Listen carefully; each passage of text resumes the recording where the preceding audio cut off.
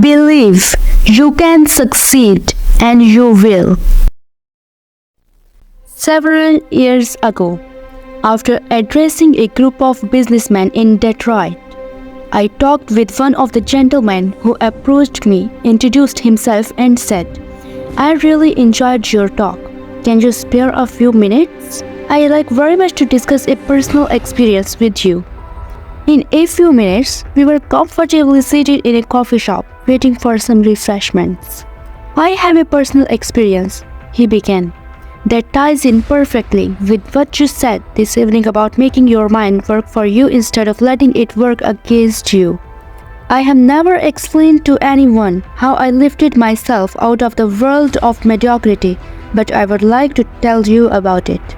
And I would like to hear it, I said. Well, just 5 years ago, I was plodding along, just another guy working in the tool and die trade. I made a decent living by average standards, but it was far from ideal. Our home was much too small, and there was no money for those many things we wanted. My wife, bless her, didn't complain much, but it was written all over her that she was more resigned to her fate than she was happy. Inside, I grew more and more dissatisfied. When I let myself see how I was feeling, my good wife and 2 children, I really hurt inside. But today, things are really different, my friend continued. Today we have a beautiful new home on a 2-acre lot and a year-round cabin a couple hundred miles north of here. There's no more worry about whether we can send the kids to a good college, and my wife no longer has to feel guilty every time she spends money for some new clothes.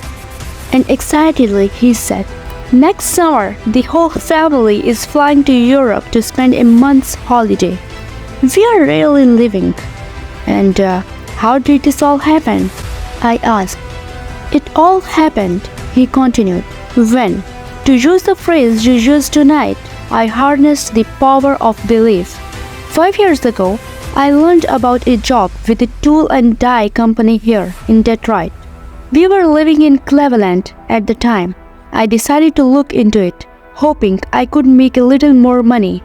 I got here early on Sunday evening, but the interview was not until Monday.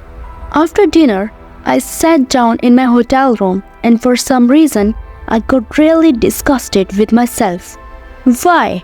I asked myself. Am I just a middle-class failure? Why am I trying to get a job that represents such a small step forward?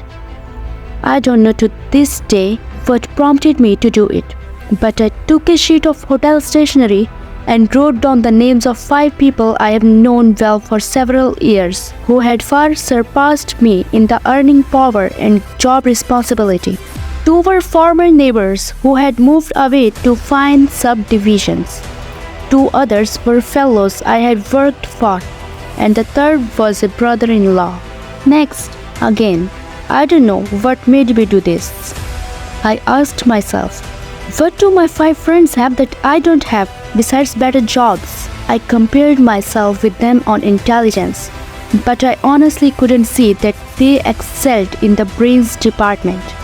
Nor could I truthfully say they had me beat on education, integrity, or personal habits. Finally, I got down to another success quality one hears a lot about: initiative.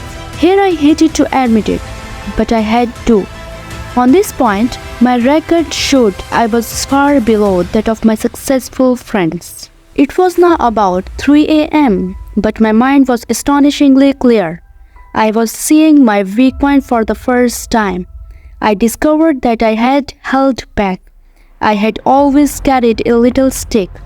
I dug into myself deeper and deeper and found the reason I lacked initiative was because I didn't believe inside that I was worth very much. I sat there the rest of the night just reviewing how lack of faith in myself had dominating me ever since I could remember.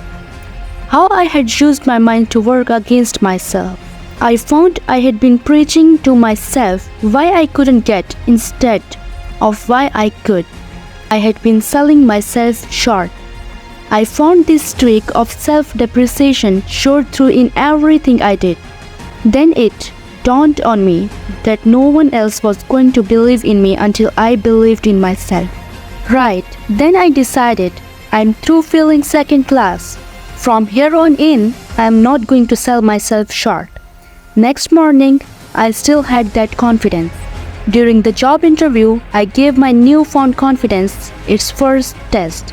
Before coming for the interview, I had hoped I would have courage to ask for $750 or maybe even $1,000 more than my present job was paying. But now, after realizing I was a valuable man, I upped it to $3,500 and I got it. I sold myself because after that one long night of self-analysis, I found things in myself that made me a lot more sellable. Within 2 years, after I took that job, I had established a reputation as the fellow who can get business. Then we went into a recession. This made me still more valuable because I was one of the best business getters in the industry. The company was recognized and I was given a substantial amount of stock plus a lot more pay. Believe in yourself and good things to start happening. Thank you.